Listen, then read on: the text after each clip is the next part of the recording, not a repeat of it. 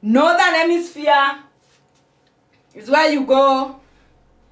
You know, the out of Africa, guys, read the out of Africa migration pattern. Don't read that nonsense that tells you that Congo is the place of origin of Bantus. That one is the lie. They tell you that out of Africa migration pattern is a lie. It is not a lie. The Congolese one is the lie. So go read about the out of Africa migration pattern. You'll realize that the southern hemisphere was almost like the wilderness, which is the snow land. The snow winterlands were almost like the wilderness, while the Bantu lands were where the life was.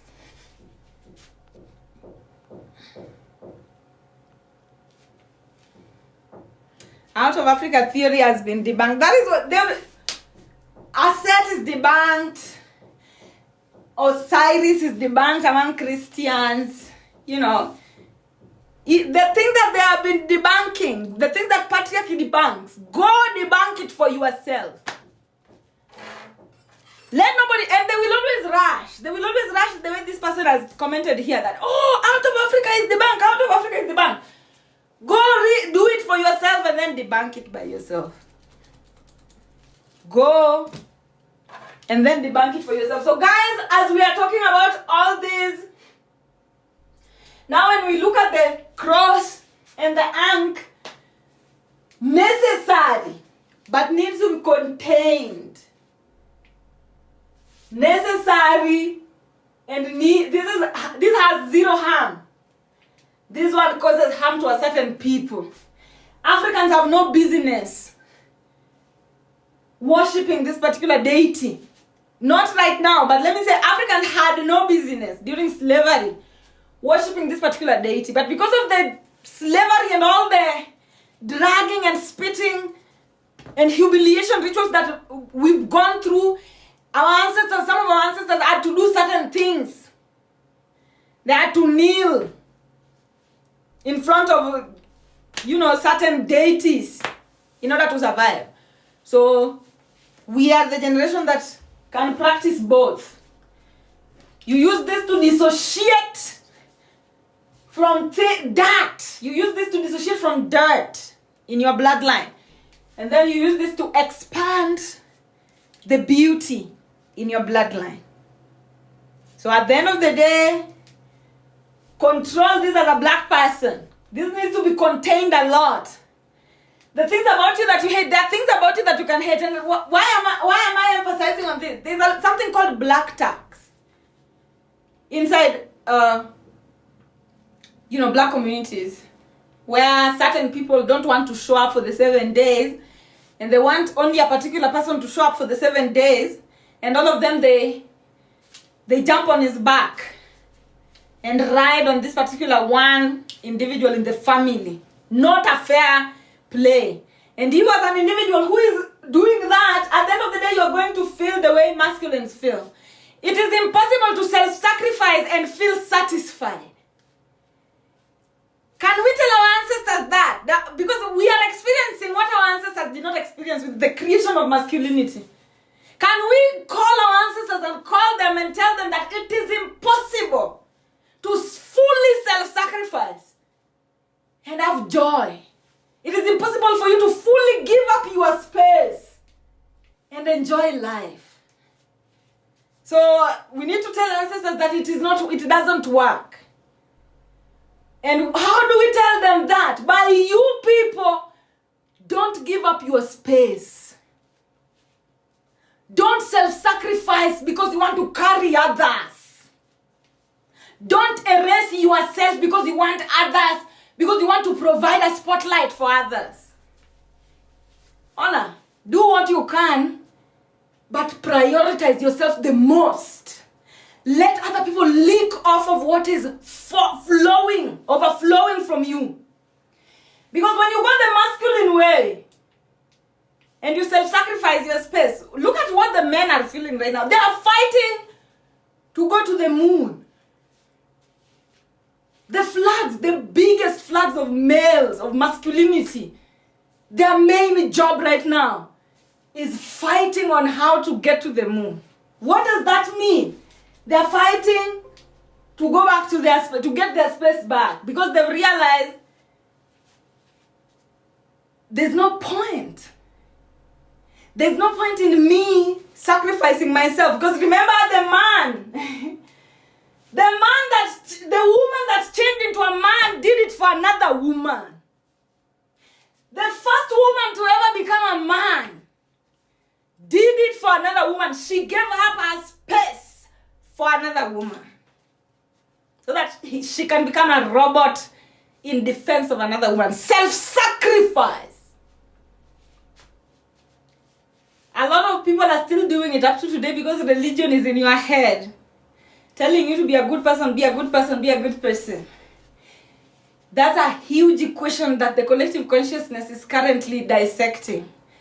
And as I'm stealing the exams for you, I'm telling you, never sacrifice yourself for anybody. You'll end up with honor. These people have already, this is enough sample that self-sacrifice doesn't work. This is enough sample that self-sacrifice does not work. And self-sacrifice is like black tax. What is self-sacrifice? People who don't want to harvest for themselves, having you harvest for them. People who don't want to show up for the 7 days. Now they are depending on you to show up. Oh, and don't feel proud when people call you, hey, you are such a strong person. Those ones they tell when they know they don't want to harvest their 7 days and they want to become a parasite on somebody else. When people start telling, hey, you are such a strong person, you are such a leader. Hey, I'm disappointed in you. They are disappointed in you because you dared not to self-sacrifice. The people they call heroes in society are people who self-sacrifice.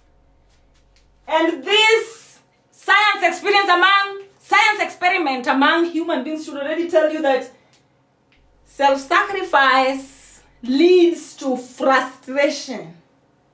Men are at a point where they are frustrated. They are at a point where they are frustrated because they cannot self-create. And they know that if they say mwah, then women will make sure they all go extinct. So now it's nature telling them, you self-sacrificed, and now eat your self-sacrifice. And now most of them are taking to other adventures. And guys, the adventures they are taking, they are succeeding. Some are succeeding. So we are at a point where we are going to have to face the realities that we're going to face in the future. Because remember, these people are creating the future. These people are creating the future. These people are also creating the future. These people are also creating the future. And right now they are very empowered. They are huge in numbers. So that in future we are either going to create more. These people are either going to create more slaves to help them, to compensate for that self-sacrifice, which is heading towards robots. Because what are humanity running away from? Showing up 7 days. People are trying to find ways to not show up and still enjoy life. People are trying to find ways to not show up and still enjoy life. And now, it started with now enslaving black people. Men, when they turn now, they enslaved women now to show up for them. And then the faded people enslaved black people to show up for them. And then black people started fighting. The women are now fighting also. So this thing of having others show up for you is not working. So instead now we are going to go into a future where we create robots to show up for us. And it is going to lead us into a future where robots revolt. They don't want to show up for us anymore. Or we are going to go the Ubuntu way. Those are the only two directions we can go from here. From where we are, we can either go and repeat the same cycle by creating robots to show up for us for a while until they feel tired and they revolt. Or we're going to go back into Ubuntu where we live one-in-one with nature and have nature show up for us as we show up for it. So both paths are difficult. One path is easy but with an extremely difficult and terrible ending, while one side is difficult beginning but with a very beautiful ending.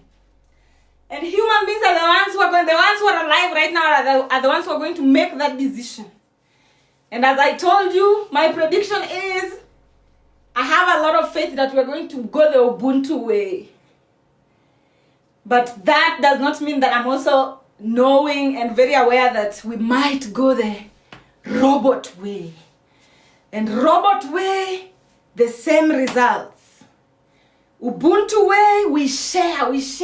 I show up for you, you show up for me. I show up for the elephant shows up for me. I show up for the lion shows up for me. I show up for the monkey shows up for me. I show up for the whale shows up for me. I show up for the tortoise shows up for me. I show up for the cow shows up for me. 50-50. And that will require effort. The ability to tame the totems. And these people will not want that so much. They're going to vote for robots. These people are going to vote for Ubuntu. These people are going to vote for robots. These people are going to vote for Ubuntu.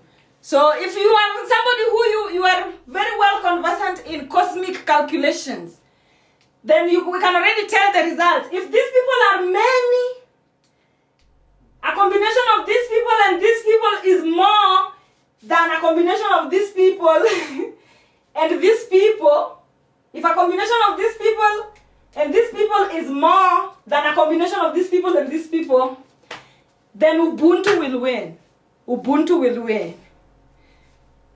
But if these people are more than these people, then we are going to go the robot way, just the same way our ancestors knew. Every time we are going to choose the wrong way, some of our ancestors knew.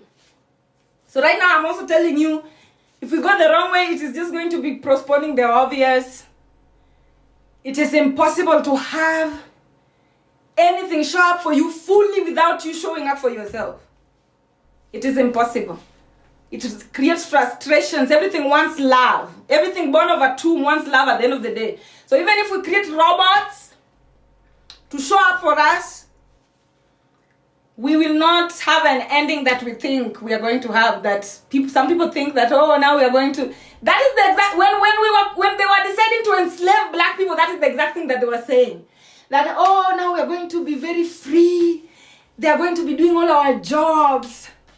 Were they free? No. Black people started revolting. So now black people are not reliable anymore. So now they are thinking robot. Everything else but looking the Ubuntu way. The generation that will be courageous enough to go the Ubuntu way is the generation that is going to enjoy it. So let's hope we are all just watching. And as we continue to watch, let's hope that we go the Ubuntu way. That is where my vote is. Obviously, other people are voting robots. Even in the way they live their lives and everything. As long as you don't want to show up for the 7 days, you are voting in the robots. It is a voting honor. Voting system, voting in the cosmic, among the collective consciousness, is the most fair. That voting system is the most fair. So when you see us going the robot way, just know majority voted it. And we are going to go either direction. If you see us going the Ubuntu way, know that majority voted it. So let's wait and see. You cannot control the voting system. You cannot rig. The only thing you can do is influence. The way I'm influencing you, kindly vote Ubuntu. Vote Ubuntu. Anyway, guys, this is the class that I wanted to do today. I wanted to keep this class short. It is the last class of the year 2025. We will not be having a class in December. And I'm going to see you again for the next class on January. So now what class are we going to start with on January? In January, we're going to start reading the writings on the walls. And we're going to start reading the writings on the wall at the equator first. So we will start with East African countries first. Before we go south, and then we come back west and north, and then out of Africa. We will read everybody, including Indonesia, Mongolia, Russia. we will know who everybody is, because the writings on the walls, they don't lie. Everybody's next to their mother on the map. Everybody's next to their mother on the ground. Everybody is next to their mother on the ground. And that is reading the writings on the walls is what we are going to be doing from next year, just to place everyone where they need to be. Otherwise, like I said at the beginning of this class, I'm open for sessions in January, February, and March. January, we only need 2 people. So if you know you want a session with us by January, know that slots available is 2 people. While others, you can book for February, March, April, May, June, you can relax a little bit, but just know that we are open up to June for the people who have been wanting these particular openings. And know that when we start an opening in the beginning of the year like this, we might not get openings. So if you don't see me announcing as much, just know that there's no openings. But if you see me announcing as much, know that we need also to have people booking. So otherwise, that's all I wanted to speak about for today. Where do we notify? On my inbox, guys, just press on my inbox, and then you're going to find me there. Just leave a message there. I will respond. If there's so much messages, I will respond. Even if it takes time, I will respond. So you're seeing me this November. We are going to be doing a rosary, but at individual levels. And then in December, we don't do a class. I will announce graduation. We will be there with the people we will be with.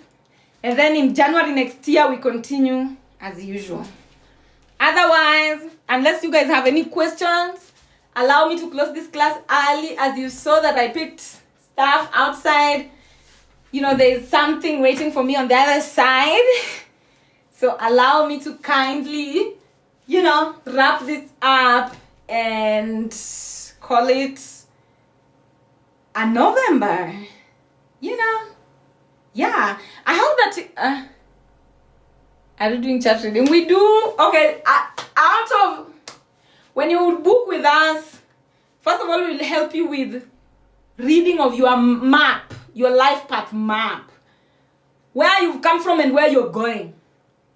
That's just reading your life map. And then number 2, usually reading of your life map is usually to help you know the synchronicities and also just to validate what you already know deep down within you that maybe you are not sure of, usually. Then there is walking you through your 7-day planets and 3 expansive planets and just telling you the best way to maximize out of them. And then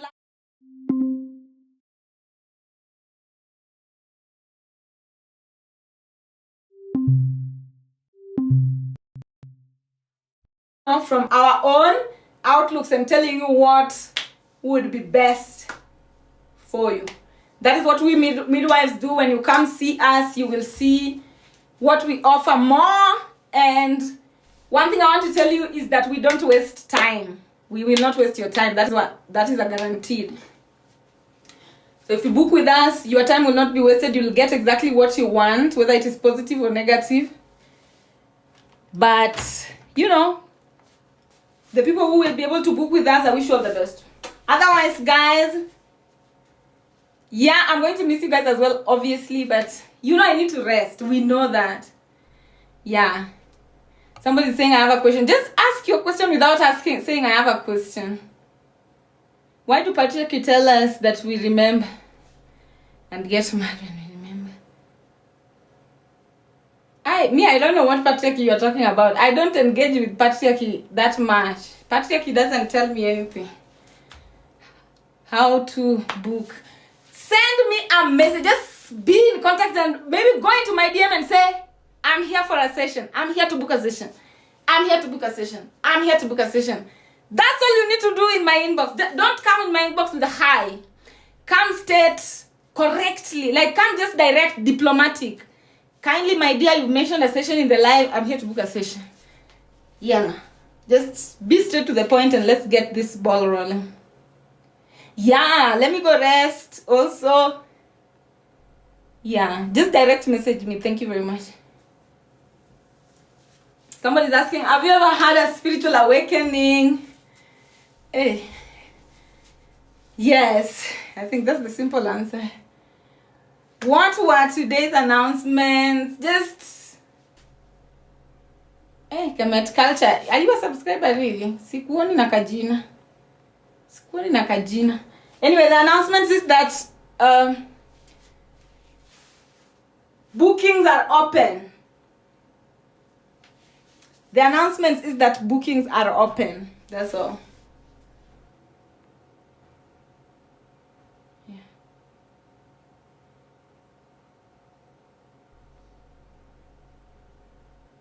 Yeah, so guys, let me go, and I'm going to see you guys next year. Beautiful 2026. We go on. And know that the calendar also is going to be there. Everything will be announced as we go. So check on my account also as you are outside there. Don't just, I'll be posting also probably on my stories and just staying in contact a little small when I can on my stories. Otherwise, thank you Mother Food for...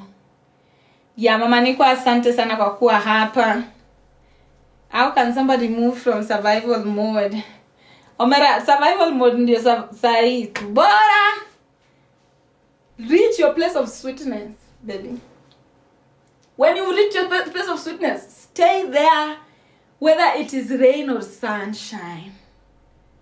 Just move to your place of sweetness. Fika Kemet, bana. Fika Kemet kwanza. Wachana na story yao. How do I move from survival? Fika Kemet kwanza. And how do you reach Kemet? Guys, it's okay, I'm going. Let me just attend to the people who are asking these questions. How do you reach your place of sweetness? Since you are a child, up to this particular point that you've reached as an adult, what can you offer? What have you been preparing yourself to offer the collective consciousness? Are you a carpenter that can make seats very well? Because that is your place of sweetness. Are you a construction individual that can plaster tiles very well on the floor that people love it? That is your place of sweetness. Place of sweetness is your ability to be useful in a way that other people prefer your services. Baby, hakuna kuepa, imagine. Hakuna njia rahisi. Your ability to be useful to yourself so much that you become useful to your environment. That is the only way you reach your place of sweetness. Hakuna kubangaiza huku. So when somebody is living in their place of sweetness, you might look at them and think that they are doing nothing, that they are being paid to live. No. People are just figuring out ways to reach their place of sweetness. People are just figuring out ways to reach their places of sweetness. And truly, when they reach their place of sweetness, you will also feel that, hey, they are truly in their place of sweetness. Reach your place of sweetness. Meaning, be useful to the collective consciousness. Especially be useful to yourself. Can you make a dress that everybody wants to buy? Can you build a house that when everybody sees, everybody's asking for your number? Those are the places of sweetness, my dear. A place of sweetness. Exactly. That's what we call Kemet. Kemet. Kemet is a place of sweetness. Reach your place of sweetness, and then after you've reached your place of sweetness, whether today you get 50 bob, appreciate. Tomorrow you get 1,000, appreciate. The next day you get 200,000, appreciate. The next day you get nothing, appreciate. The moment you are in your place of sweetness, appreciate the weather the way it is, and know that Bantu weather ni milima na mabonde. Today you eat well, tomorrow you starve a little bit. The next day you eat, you feast. The next day you fast. That is the place of sweetness. So, I hope I've answered somebody's question.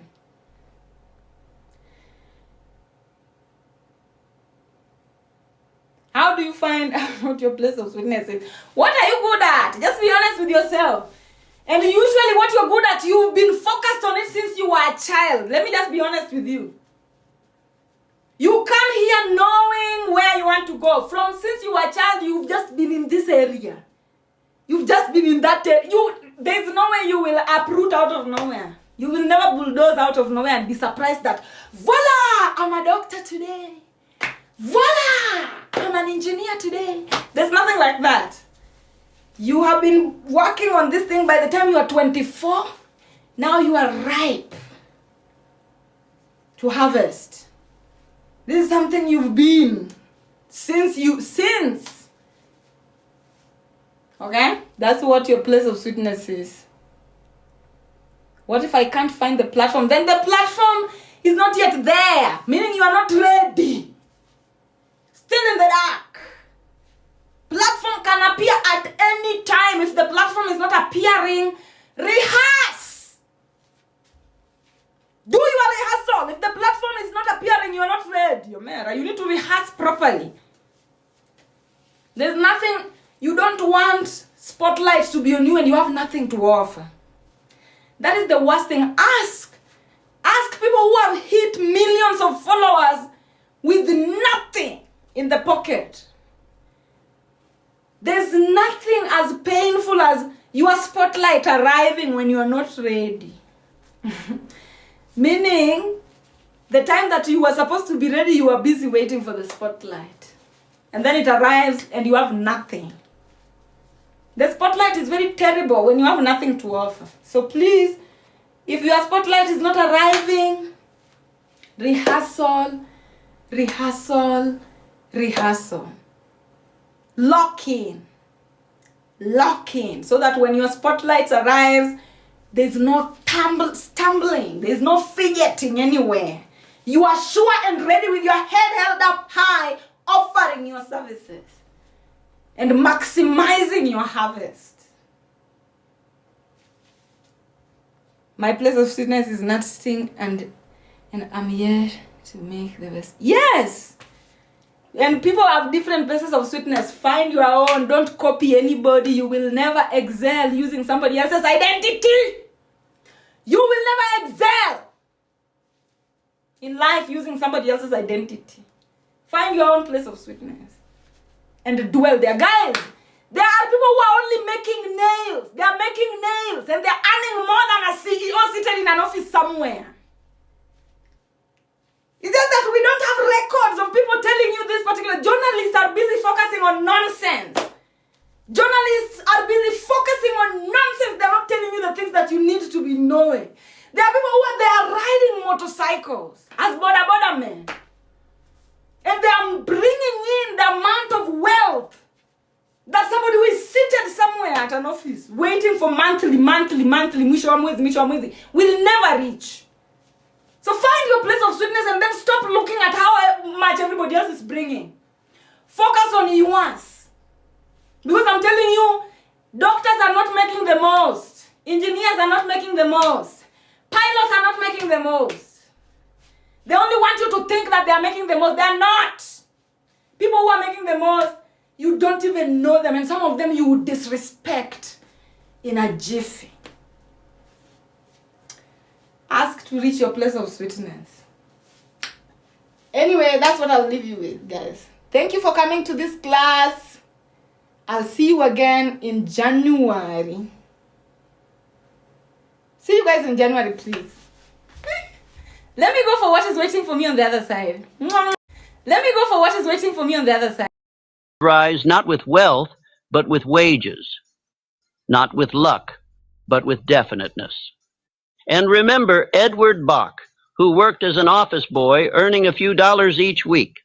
Instead of complaining about his modest wage, he sought every chance to increase his usefulness. He read the books no one else would read, learned the tasks no one else wanted, and one day became the editor of the Ladies' Home Journal. Then one of the most powerful positions in American publishing, Bach turned pennies into power because he turned his mind toward growth. These men did not rise because life favored them.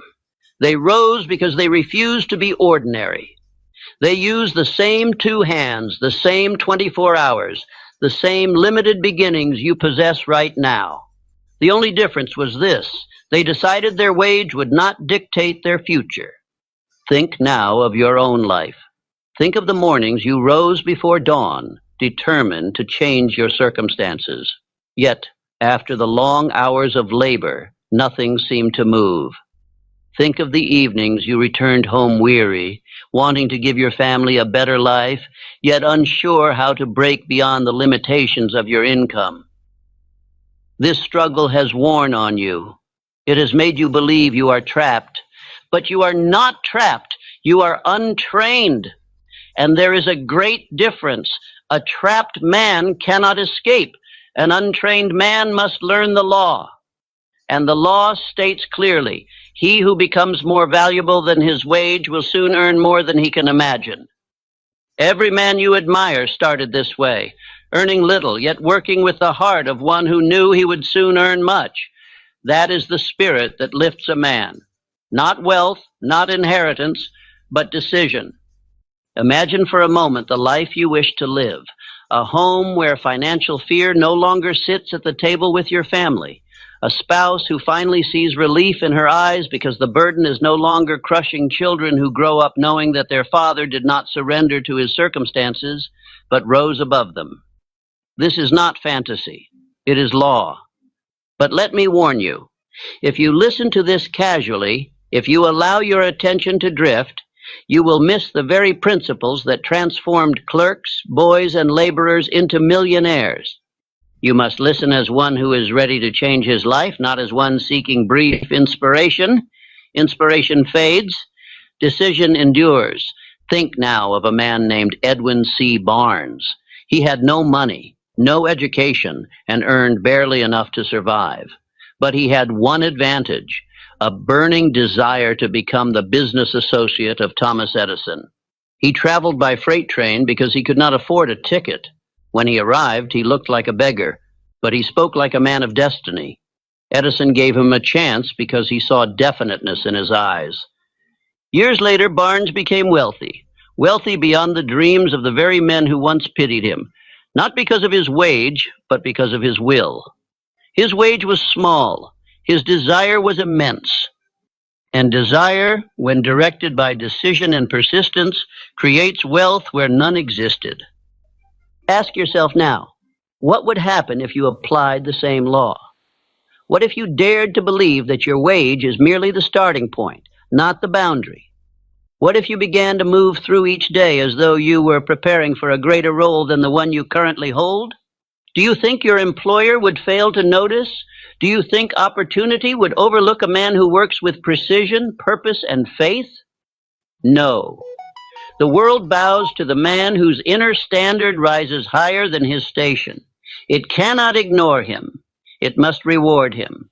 Imagine how your family will look at you when you begin to rise. Imagine the pride in your spouse's eyes when she sees you becoming stronger, more certain, more disciplined. Imagine the confidence your children will carry when they see their father turning ordinary wages into extraordinary progress. A family transforms when its leader transforms. And imagine your rivals, the men who once mocked your ambition, watching you climb rung after rung, wondering how a man with such a modest beginning could rise so quickly. They will call it luck. They will whisper about fortune. But you will know the truth. Wealth came not from chance, but from obedience to law. There's a reason you are hearing this now. You have reached a point in your life where you can no longer tolerate drifting. You can no longer accept that your income determines your destiny. You can no longer endure the quiet disappointment you feel when you look at your potential and see it unused. This message has found you because you are ready to rise, ready to learn the principles that lifted clerks, office boys, laborers, immigrants, and ordinary wage earners into positions of power and prosperity, ready to become the man your family believes you can be. If you listen closely, if you open your mind with the seriousness of a man preparing for battle, I will show you how wealth is built from nothing, not through chance, not through gambling, not through shortcuts, but through the same laws that shaped every great fortune this nation has ever seen. Stay with me until the final word, and you will understand how a man earning an ordinary wage may climb to 1 million. Miss even a moment, and you will miss the law. This is not entertainment. This is instruction. And if you obey it, it will change your life. Part Y. The hidden law that turns an ordinary wage into extraordinary wealth. Wealth begins in the mind long before it ever appears in a bank account. A man's wage does not reveal his destiny. It only reveals the point from which he begins. Too many men make the tragic mistake of believing their income defines their future. But a wage is not a verdict. It is soil. What grows from it depends entirely on the seed a man plants within himself. The mind is the workshop of all riches. A man earning a modest wage may still possess a rich mind, one trained in purpose, discipline, and vision, and the man with a rich mind will eventually possess a rich life. The trouble is that most men reverse the order. They wait for money to arrive before they develop the mind capable of handling money. But wealth flows to the disciplined, not the waiting. Every great fortune began with a man who first mastered himself while earning very little. He mastered his purpose, mastered his habits, mastered his usefulness, mastered his willingness to grow. He did not wait for a raise. He raised himself. A man's value increases his wage. His wage does not increase his value. Look at Andrew Carnegie. He arrived in America as a poor boy working long hours in a telegraph office. Yet he spent his evenings studying the habits of successful men. He trained his mind to think beyond his station. His wage was small, but his aim was large. Soon the world raised his wage to match the value he created within himself. John Wanamaker began as a clerk, earning so little that most men would have settled for survival. But Wanamaker developed himself in the quiet hours after work. He studied merchandising, human psychology, customer service, and business structure. While others wasted their evenings, he prepared for greatness. His wage did not limit him. His mind lifted him. Edward Bach began with pennies. He worked as an office boy, often mocked for his simple duties. But Bach invested more in his character, conduct, and growth than he did in comforts. He read voraciously, improved constantly, and carried himself with dignity. Eventually, he rose to influence millions. A man who trains his mind never stays small. James J. Hill, half-blind and orphaned, worked for wages barely enough to live on. Yet he studied railroads after hours until he knew the business better than men twice his age. His wage did not define him. His preparation did. He built one of the most profitable rail lines in American history. Even I began with nothing but desire, observation, and relentless self-discipline. My early years were filled with disappointment, loneliness, and unending effort. Yet I continued, for I knew the law. The mind builds wealth long before the hands receive it. Wealth is the harvest of usefulness. Usefulness is the product of character. Character is shaped by daily discipline. This is the law that turns an ordinary wage into extraordinary wealth. Most men stay stuck because they do not understand this truth. They believe the wage determines the man. They believe the paycheck limits the future. They believe that unless someone grants them more money, they cannot rise. But life does not operate according to that belief. Life raises the man who raises himself. A man becomes wealthy by increasing his inner standard. When his standard rises, his behavior rises. When his behavior rises, his usefulness rises. When usefulness rises, opportunity recognizes him. And opportunity always recognizes the man who outgrows his position. Your wage is only a temporary reflection of who you have been, not a prediction of who you are becoming. When you improve, your wage must eventually improve.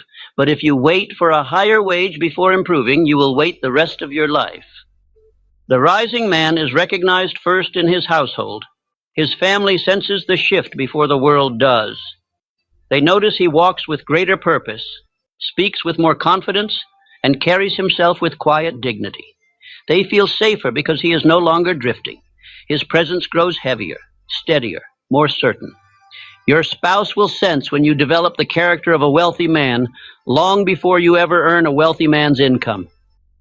Your children will sense when their father has risen inwardly, when he responds with purpose instead of panic, with discipline instead of impulse. and then the world will notice, but the world is slow to notice what the household sees first. This is why so many men rise without fanfare. They rise quietly. They rise through obedience to law. They rise not by asking the world to give them more, but by becoming more in the hours unseen. Wealth begins with the law of compounding usefulness. Every day you invest in your usefulness, your value multiplies. Every hour you spend studying becomes a future advantage. Every minute you devote to discipline becomes a foundation stone. Every improvement, no matter how small, compounds into future opportunity.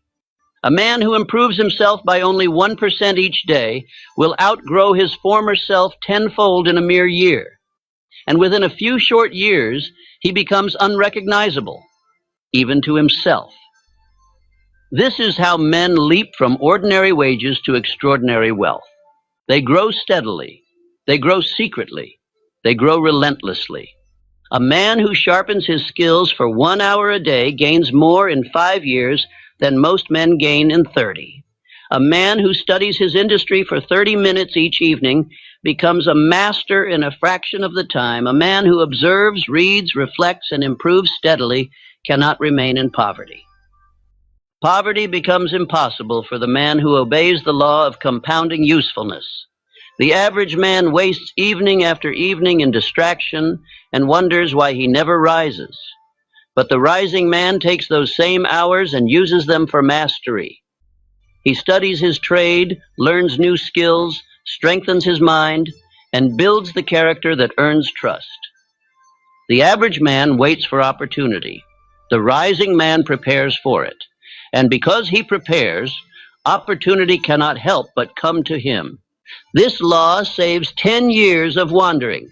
This law saves 20 years of uncertainty.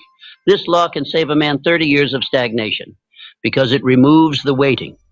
It replaces it with becoming. Wealth is the inevitable result of a man who becomes more valuable each year. He does not chase money. Money chases him. He does not demand reward. Reward seeks him. He does not beg for promotion. Promotion becomes necessary to keep him. The world lifts the man who lifts himself. You must therefore say these words and mean them. My wage is not my worth. I increase my worth daily through purpose, discipline, and usefulness. Say it until your old beliefs die. Say it until your spirit rises. Say it until you feel dignity returning to you, and say it until you behave as a man whose future is determined by law, not by wage.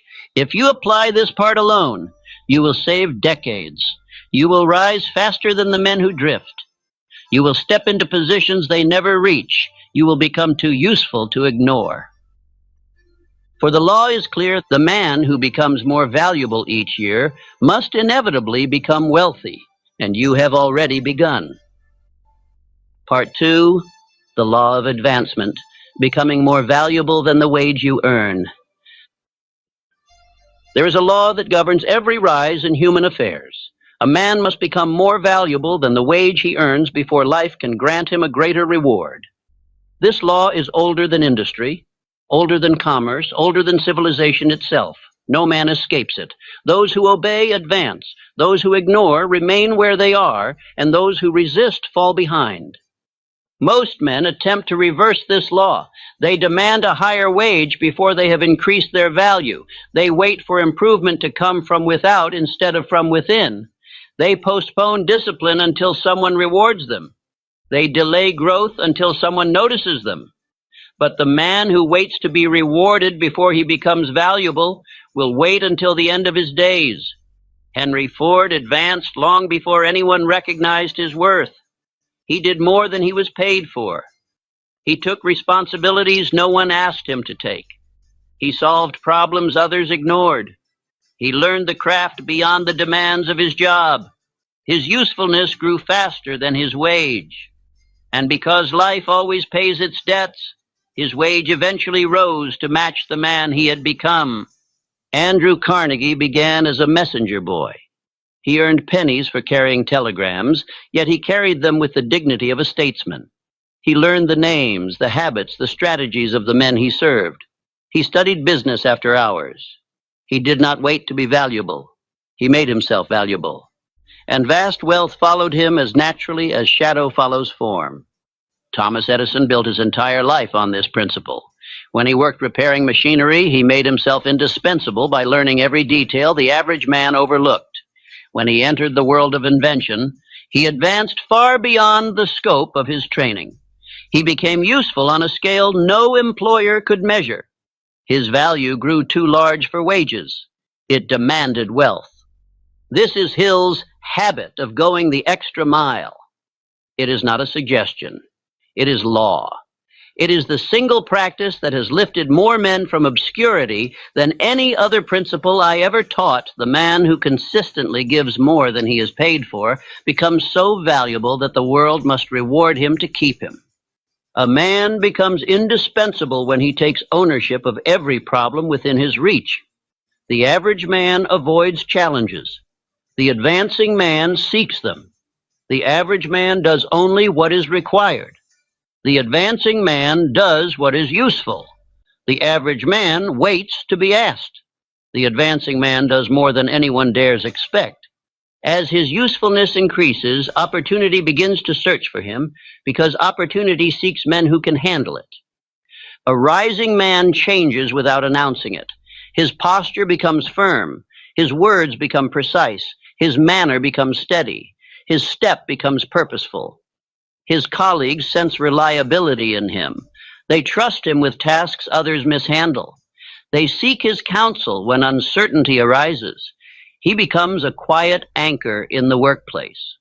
It is not the results alone that make him valuable. It is his presence.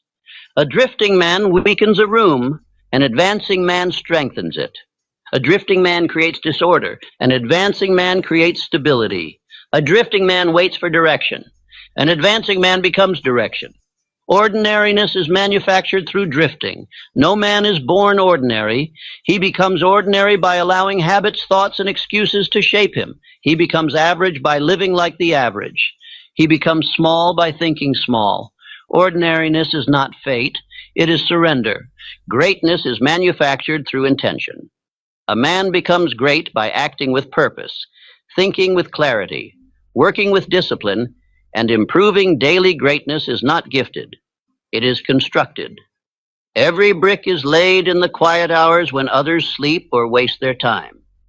Every task becomes a stepping stone when performed with purpose. A simple duty performed with excellence builds reputation. Reputation attracts trust. Trust invites responsibility. Responsibility reveals character. Character creates leadership. And leadership demands greater reward. Developing specialized knowledge outside work hours compresses years of advancement into months. Consider the man who studies 1 hour a day while others drift. He becomes an expert in his field within a few short years. Knowledge compounds, skill compounds, value compounds, the man himself compounds. This is the secret every successful man knew. The hours after work determine the future. Show me a man's evenings, and I will predict his wealth. Show me how he uses the quiet hours, and I will show you his destiny. The average man rests. The rising man improves. The average man escapes. The rising man invests. The average man forgets the day. The rising man builds the next. Reputation spreads quietly. Those who observe your consistency begin to trust you. Those who trust you begin to recommend you. Those who recommend you open doors you never knew existed. Opportunity travels through the whispers of those who watch your daily conduct. Your advancement will not begin with applause. It will begin with observation. Men will watch your discipline. They will watch how you handle pressure. They will watch how you respond when no one is there to praise you. And slowly, quietly, influence will gather around you. A rising man does not need to promote himself. His work promotes him. His conduct promotes him. His habits promote him. A man with strong habits becomes visible even when he tries to remain invisible. He stands out because he is useful, becoming the advancing decades. It saves the 10 years average men waste hoping for promotion. It saves the 15 years average men waste repeating the same mistakes. It saves the 20 years average men waste drifting between vague ambitions. It saves the 30 years average men waste believing the wage defines the man. For the advancing man, the timeline compresses. His rise accelerates. His opportunities multiply. His usefulness expands. His reputation strengthens. His confidence grows. Employers respond to him. Mentors seek him. Partners respect him. Leaders trust him. Fortune selects him. A man who increases his usefulness daily forces the world to increase his reward. The world cannot deny value. It cannot ignore competence. It cannot overlook discipline. It must yield. This principle has never failed. When a man becomes valuable, reward becomes inevitable. You must therefore speak this affirmation as a command to your subconscious. I increase my usefulness daily. Life must increase my reward accordingly. Say it until your conduct reflects it. Say it until your standards rise. Say it until you begin doing more than you are paid to do. Say it until you feel dignity strengthening your spine. Say it until your coworkers sense a new gravity in your presence. Say it until your employer sees leadership in your movement. Say it until opportunity begins to approach you instead of fleeing you. A man who grows more valuable each day becomes unstoppable. A man who becomes indispensable cannot remain unrecognized. A man who solves problems becomes sought after. A man who leads himself becomes worthy of leading others. Everything begins with this law. Outgrow your wage, and your wage must eventually outgrow you. This is how ordinary workers became wealthy men. This is how clerks became builders of empires. This is how you will become a millionaire on a modest wage. By becoming the advancing man, by becoming too useful to ignore, by becoming too valuable to contain. You are not limited by your job. You are limited by your usefulness. Increase your usefulness, and your life must rise. This is the law of advancement. Obey it, and nothing can stop your ascent. Ignore it, and nothing can begin it. You now know what ordinary men never learn. Value is the master key. Wage is only the temporary reflection. Advancement begins within. Then the world follows. Part 3. Building Wealth Without a Raise. The 4 Channels of Financial Ascension. A man who believes he must first receive a higher wage before he can build wealth has never understood the laws that govern advancement, opportunity, and fortune. Wealth does not come to the man who waits. Wealth comes to the man who creates. Wealth responds to direction, not desire. A modest wage is not a prison. It is a foundation. And if a man uses that foundation correctly, he can build a fortune where others say it is impossible. There are 4 channels through which an ordinary wage can be transformed into extraordinary wealth. These channels are not theories. They are the same laws used by Edison, Ford, Schwab, Wanamaker, Barnes, and every man who began with little yet rose to much. They require discipline, intention, and character, but they reward the man who obeys them with influence, prosperity, and freedom. The first channel is skill advancement. A man increases his wealth by increasing his value. Skill transforms an ordinary worker into a rare asset. When a man improves his understanding of his trade, learns new abilities, and develops mastery, he becomes useful beyond his wage, and the world pays handsomely for usefulness. Edison mastered everything he touched. When he earned little, he studied late into the night, dissected machinery, read scientific journals, and experimented relentlessly. Each skill he learned multiplied his value. Each skill he gained removed another limitation. Each skill he built brought him closer to influence. Skill is not merely knowledge. Skill is capital. Henry Ford studied mechanical design with such depth that even experts were forced to acknowledge him. He did not rely solely on his wage. He used his wage to buy time.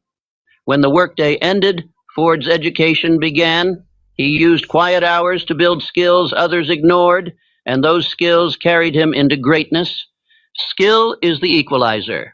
A man with high skill outruns men with higher wages. A man with discipline outruns men with privilege. A man with mastery outruns men with advantage. Skill compounds just as money compounds. Each skill becomes a stepping stone to the next. Each improvement strengthens a man's position. The second channel is contribution and leadership. Wealth flows to the man who becomes indispensable. A man who becomes the backbone of his workplace, the source of solutions, the calm in the storm, the anchor in uncertainty. Such a man cannot remain small. Leadership is not a title. Leadership is usefulness multiplied by character. Charles Schwab rose from a modest wage to extraordinary wealth because he understood people. He brought harmony to others, and he carried himself with dignity. He was not merely a worker. He was a builder of morale, a master of cooperation, a man who made others perform better simply by being present. Wanamaker used contribution as his path to greatness. He increased the usefulness of his business, his workers, and his community. He led by example. He contributed ideas that advanced the lives of others. Leadership creates wealth because leadership creates trust. Trust opens doors to influence, opportunity, and higher reward. A man who contributes more than he is paid for becomes the one others depend upon. Employers seek him. Partners respect him. Colleagues admire him. Customers follow him. Leadership magnifies a man's earning power without requiring a raise. It prepares him for positions his wage never predicted. The third channel is savings and reinvestment, the discipline that turns pennies into power. A man who saves consistently, even small amounts, proves mastery over himself. Savings is not about the amount. It is about the identity it builds. The man who saves controls his impulses. The man who saves commands his desires. The man who saves demonstrates to himself that he can grow beyond his wage. People imagine that saving a small amount is useless, but I tell you with certainty, the man who cannot save a little will never command a lot. Savings teaches order. Savings teaches patience. Savings teaches foresight. A man who saves strengthens his self-respect, and self-respect strengthens his decisions. But saving alone is not enough. A man must reinvest. Reinvestment turns stored energy into growing energy. It builds capital that multiplies. Whether a man invests in skills, tools, small ventures, property, or opportunity, reinvestment is the bridge between ordinary wage and extraordinary wealth. Most fortunes began with savings measured in cents, not dollars. Carnegie saved coins, Bach saved pennies. Hill saved money others wasted. These men did not wait for abundance to practice discipline. They practiced discipline until abundance came. Reinvestment accelerates the timeline. It turns a decade into a few short years. The fourth channel is opportunity recognition. Wealth visits the man who sees what others overlook. Most people pass by chances daily because they are too distracted or too afraid to take them. But a prepared man sees opportunity everywhere, in problems, in conversations, in unmet needs, in overlooked markets. Edwin Barnes had no money, no position, and no formal education. But he possessed one priceless ability. He recognized opportunity when he saw it. When Edison introduced a new dictating machine that others mocked, Barnes saw a fortune. He sold it with such determination that Edison called him Partner Barnes, became wealthy because he saw what others refused to see. Opportunity appears to every man, but only the prepared mind sees it clearly. Only the disciplined man seizes it. Only the persistent man converts it. To the drifting man, opportunity looks like risk. To the fearful man, opportunity looks like danger. To the rising man, opportunity looks like destiny. These four channels, skill, contribution, savings, opportunity, are not options. They are laws. And the man who uses all four can become wealthy on a wage most men consider insufficient even for survival. The wage is not the limit. The wage is the starting point. A man earning modest pay may still build investments. He may build a side enterprise. He may build partnerships. He may build ideas that compound into fortune. Wealth begins the moment he stops waiting for someone to raise his wage and starts raising his value. Saving even a small percentage builds spiritual discipline. It forces a man to make decisions based on purpose rather than impulse. It forces him to consider the future rather than surrender to the present. It trains his mind to behave like a builder, not a consumer. Disciplined saving builds inner power. It builds confidence. It builds control. It builds self-respect. It builds patience. It builds foresight. It builds the foundation of every great fortune. A man who controls his money controls his life. A man who cannot control his money is controlled by it. The man who becomes useful invites opportunity that others call luck.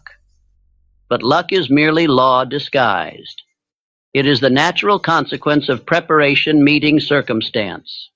Luck visits disciplined men because disciplined men stand where opportunity arrives. Your family will sense your rise long before your income reflects it. They will see prudence in your decisions. They will see wisdom in your habits. They will see seriousness in your planning. They will see that you no longer live by impulse. They will feel safer under your leadership. As you obey these laws, your financial patterns will shift.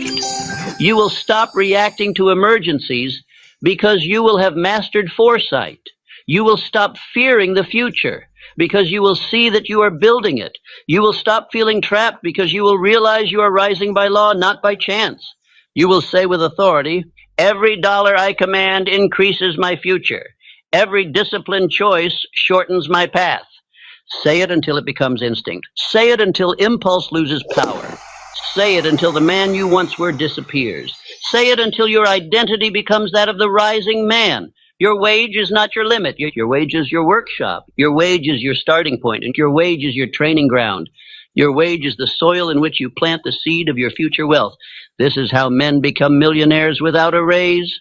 This is how men rise without permission. This is how you will rise. From purpose, from usefulness, from discipline, from opportunity. Because wealth does not belong to the man with the highest wage. Wealth belongs to the man with the highest value. And value can be built from nothing. You are building it now. Part 4. Becoming the millionaire in spirit before becoming the millionaire in fact. Every rise in fortune begins with a rise in identity. No man has ever become wealthy in fact until he first became wealthy in spirit. Identity is the root. Wealth is the fruit. Identity is the architect. Wealth is the structure. Identity is the command. Wealth is the obedient response. This law cannot be bypassed or cheated. A man becomes the thing he thinks upon, the thing he believes himself to be, the thing he repeatedly declares with conviction. You must understand this deeply. You cannot live above the level of the man you believe yourself to be. If you believe yourself small, your results will shrink. If you believe yourself unworthy, opportunity will avoid you. But if you believe yourself destined, useful, decisive, and rising, then your entire world must rearrange itself in accordance with that belief. The millionaire identity is not formed when a man receives money. It is formed when a man receives understanding. It is formed when a man decides that he is no longer the person his wage attempts to define. It is formed when he lifts his standard, sharpens his mind, strengthens his will, and walks with a spirit that no longer accepts mediocrity. You must become the millionaire in spirit before you become the millionaire in fact. This is not imagination. This is spiritual law. When a man accepts a higher identity, everything in his life begins rising to match it. His decisions rise, his habits rise, his associations rise, his expectations rise, his results rise. A man who carries the identity of poverty, fear, doubt, hesitation, passivity will reproduce those conditions no matter how much he earns. But a man who carries the identity of wealth, discipline, courage, usefulness, purpose will reproduce those conditions even if he begins with almost nothing. Observe Henry Ford. Before the world acknowledged him, he walked with the quiet confidence of a man who knew he would one day shape industry. His wage did not reflect his destiny. His present did not match his future. But he carried himself according to the truth he saw inwardly, not the conditions he saw outwardly. Consider Andrew Carnegie. Before he earned a single dollar in abundance, he trained himself to think in abundance. He spoke boldly. He acted boldly. He made decisions boldly. Others saw a poor messenger boy. He saw a future captain of industry. Identity created the destiny, not the wage. Take the story of James J. Hill. He had little eyesight, little support, little money, but he had immense clarity. He saw himself as a builder long before he built anything. He walked with the spirit of a man who had already achieved mastery. The world did not crown him. He crowned himself, and the world followed. You must therefore begin by shaping your inner life. You must speak differently. You must walk differently. You must think differently. You must sit differently. You must plan differently. You must carry yourself with the dignity of a man rising. A man who desires wealth cannot speak like a man who expects failure. He cannot entertain thoughts that weaken his spirit. He cannot repeat habits that drain his power. He cannot spend hours in distraction, discouragement, or drift. He must guard his mind as a king guards his throne. Identity is created through repetition, decision,